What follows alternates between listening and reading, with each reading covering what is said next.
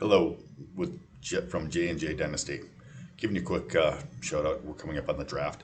Time to go over some of the draft prospects prior to draft before their draft landing capital comes into play, right? So I'm playing with this. So let's see if I can do this correctly, right? So let's start off, and I just want to concentrate on the rookies this year and to see if this winds up working out. So right now we'll go through.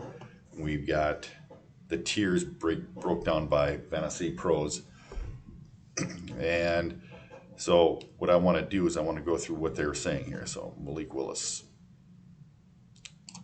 QB1, right? He is the only guy in this draft as far as rookie quarterbacks I'd probably take a chance on. If I'm taking a chance on him in a one quarterback PPR Dynasty League, I'm not taking a chance on him before 2.6. Back half of the second round, maybe. I look at it very simply as this. Last year, Mac Jones. I got Mac Jones in two different drafts at the very, very, very, very end of the fourth round. 410 and 411, I think it was. Not one of these quarterbacks is as good as Mac Jones.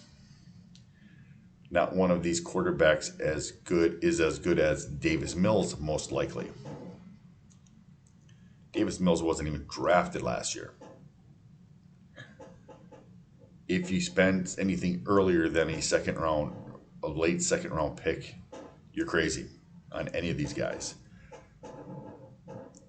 My 2 cents on Malik Willis. He's a bad version of Jalen Hurts. He might have more running ability like Jackson, Lamar, but he will probably be about Jalen Hurts. A terrible quarterback in the NFL, might have a few fantasy points. At that point, what do you got? Not a whole lot, right? Because if you can't put him in your lineup every week, if a team's not going to stick with him, he's not an asset that's going to wind up being around, right? Kenny Pickett could probably wind up being a low-end starting quarterback from what I've seen. Do you want a guy who's 20th through 32nd? I don't. He's going to be constant waiver wire fodder. Depends obviously on his landing spot. So with him, Corral, okay, he's big. Here he's at 24 in the class. Even in Superflex, I don't want these guys because if they never wind up starting, if they get put in the lineup, pulled out constantly, now for one of these guys, you have to take up two roster spots. So you are not gaining anything by having these guys. So I would rather pick them up off a waiver wire halfway through the season when I have an idea of what may or may not happen to them. Because I don't think they're going to be, big time quarterbacks. Sam Howell. If you like Baker Mayfield, draft him all day long. He reminds me of Baker Mayfield. He looks like him on the field, up and down like him on the field. Baker Mayfield, light. We'll say Baker Mayfield, light on him. Desmond Ridder. I like the athletic ability, like the athletic profile. With that being said, I also like Pierce, who he was throwing the ball to, Alec Pierce, down here. But whether it was the scheme or Ritter just missed him constantly, he was open many, many, many times. I have Alec Pierce high, much higher than wide receiver 16. If I can get Alec Pierce in the early third round, I will love that. But we're talking quarterbacks. So with that being said, which is one of the reasons why I do like Ritter's athletic skills. Is he going to be a guy who is constantly talked about as a backup, does everything right, says everything right, gets on the field and can't put it together. You know, guys like Christian Ponder, guys like, I mean, all these guys, they look great. Coaches talk them up. They do all this. They do the right film study, the whole 9 yards. Get on the field, they can't put it together. One look, one read, one look, try and force it there. That's it. Ritter will have some escapability to him, but if he can't throw the ball, he's a quarterback. Who cares? Okay, he gets you 500 yards, but he gets you 2,500 yards passing, throws 15 interceptions, 12 touchdowns. What are you gaining? You're wasting roster space again. So that's what I'm saying there.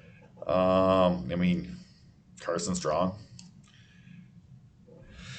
again, a guy who I would rather see where he's at week 4 to 12. Pick him up off of waivers if you need somebody. This quarterback isn't strong. The class isn't strong. Next year, the class is going to be strong. Why do you want to monkey around with these guys and waste roster spots for a year where you're going to wind up cutting them? I have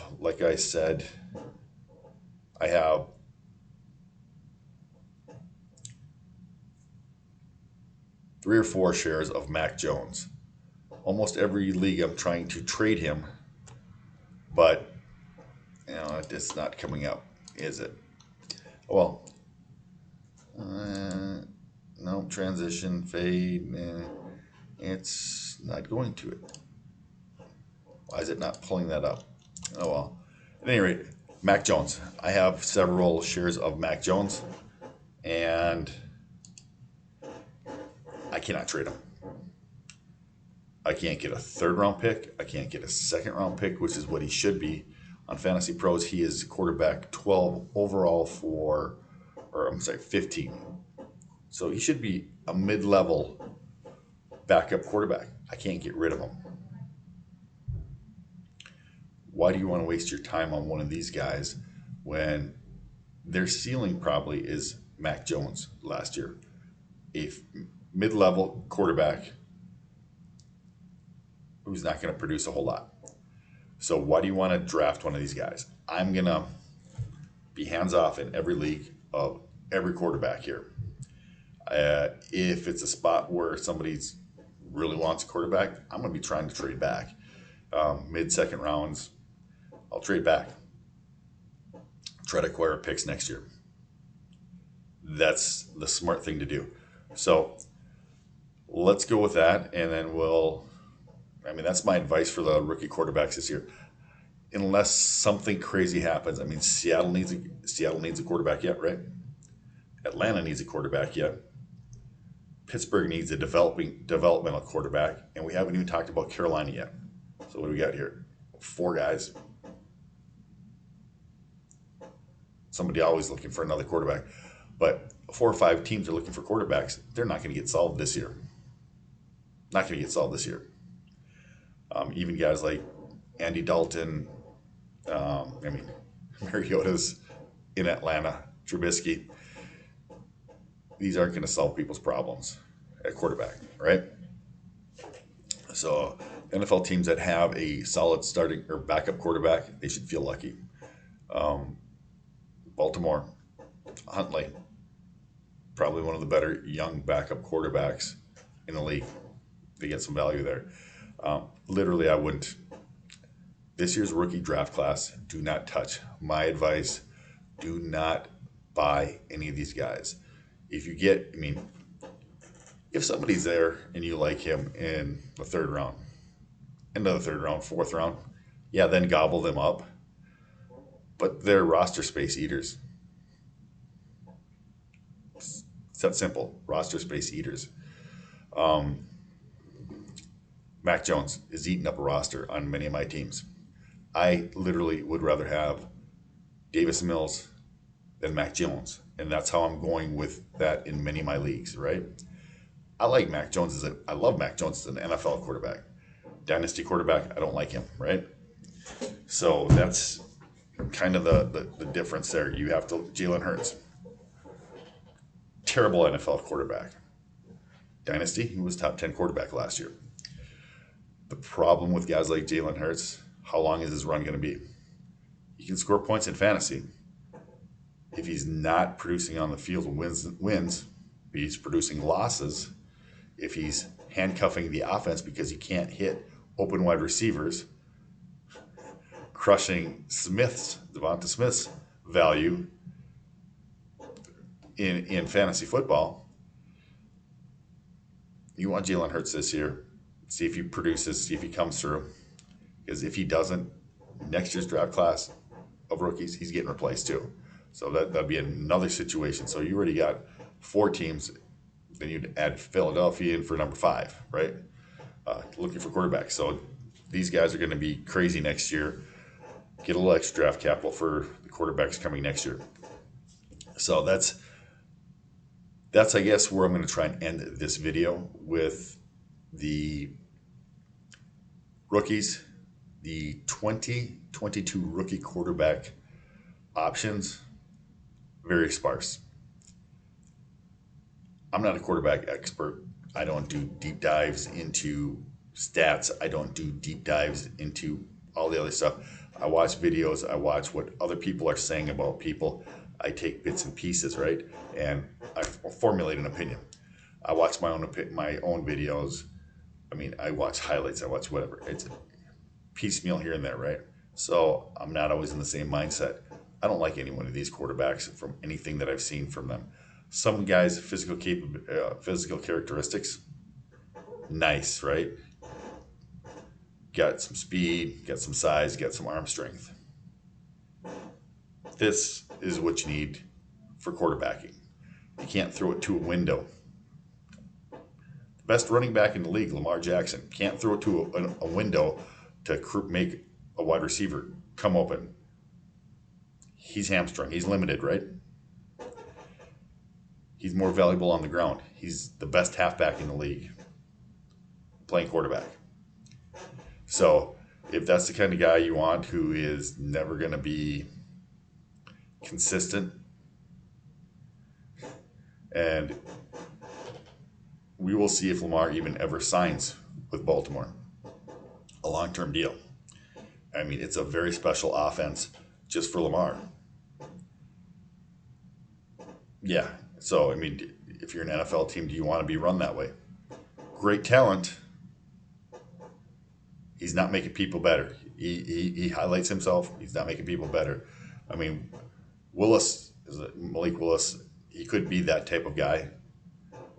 That's why I say he's the only guy that I would probably take a shot on, just for the simple fact that I might be able to increase value with him and be able to trade him. I don't want to keep him long term. Give me Deshaun Watson. Give me Russell Wilson. Give me Mahomes. Give me Josh Allen. Give me those guys for the long term. Young, give me Dak.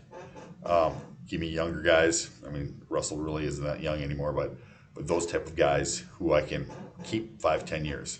I can draft guys in the 2nd and 3rd rounds, let them, Herbert